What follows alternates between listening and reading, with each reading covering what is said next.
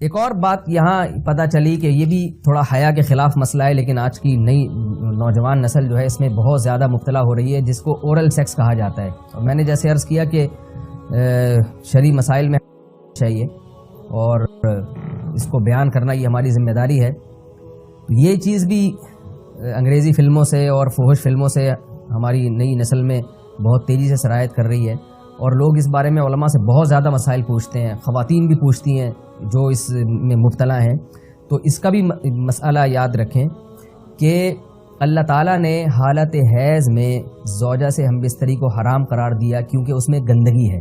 باپ دیکھیں کہ وہ گندگی اس درجے کی نہیں ہے جتنی اورل سیکس میں گندگی ہوتی ہے.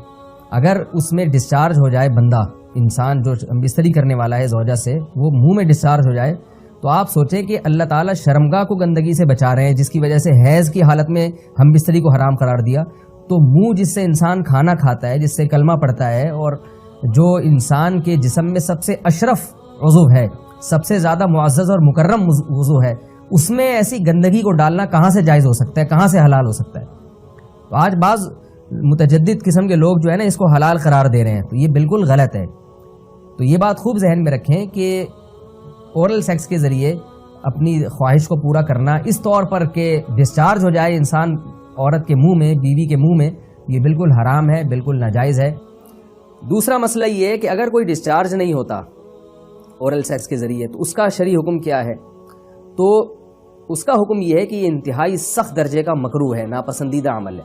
اور اس کے سخت درجے کے مکروہ اور حرام نہیں ہے، لیکن بہت زیادہ ناپسندیدہ اور شریعت کے مزاج کے بالکل خلاف ہے. اور اسلامی کلچر میں اس کا کوئی تصور نہیں تھا.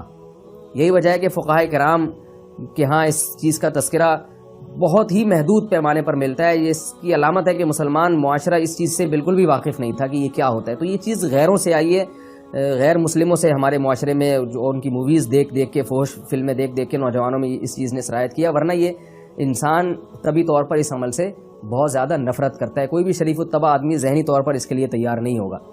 تو میں پھر بھی یہ کہہ رہا ہوں کہ بہرحال علماء اس کو ناجائز اور حرام نہیں سمجھتے، اس لیے کہ میاں بیوی ایک دوسرے سے جس طرح سے چاہیں استمتاع کر سکتے ہیں، لیکن سخت ناپسندیدہ بہرحال ہے اور مکروہ چیز ہے، اور اس قابل نہیں ہے کہ اس کی حوصلہ افزائی کی جائے.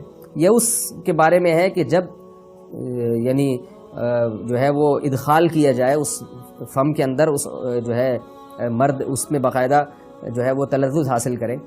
اگر ایسا نہ ہو بلکہ باہر سے استمتاع کیا جائے، جیسے بعض جگہ ایسا ہوتا ہے کہ کیا نام ہے، عورت کو اس چیز سے گھن آتی ہے کہ وہ اپنے منہ میں اس گندگی کو لے کر جائے، تو پھر بعض شوہر زوجہ کو مجبور کرتے ہیں کسنگ وغیرہ پر، تو یہ کم درجے کی کراہت ہے.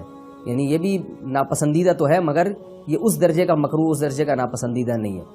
دوسری بات یہ کہ یہ جو میں نے پوری ڈیٹیل بیان کی ہے، یہ اس صورت میں ہے اس کے مکروہ اور ناپسندیدہ ہونا کہ عورت اس کے لیے ذہنی طور پر آمادہ ہو. یہ بات خوب یاد رکھیں، اگر عورت کو اس عمل سے گھن آتی ہے تو پھر مرد بیوی کو اس کام پر مجبور ہرگز نہیں کر سکتا، کیونکہ یہ نکاح کے جو ایگریمنٹ ہے، مقتضیات ہیں، اس کے خلاف ہے. یعنی یہ اس میں داخل نہیں ہے. عورت اپنے آپ کو ہم بستری سے تو نہیں روک سکتی، مرد جب چاہے گا بیوی سے ہم بستری کر سکتا ہے، عورت کو اجازت نہیں ہے. لیکن خاص اس عمل سے عورت مرد کو روک سکتی ہے اگر وہ ذہنی طور پر اس کے لیے آمادہ نہیں.